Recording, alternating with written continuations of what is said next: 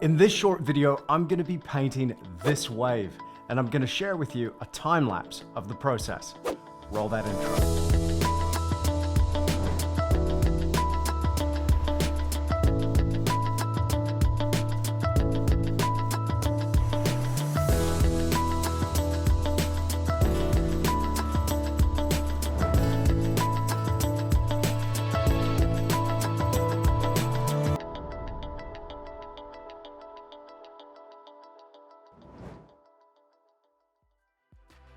Hi there and welcome to the studio. My name's Andrew. It is such a pleasure to have your company here once again. Now in this video, I'm going to share with you a time lapse of the process of painting this wave. It was a really fun project and there were a lot of techniques that went into it. So if you want to see a longer, more extended version of this time lapse video, you'll find that right now on my Patreon page.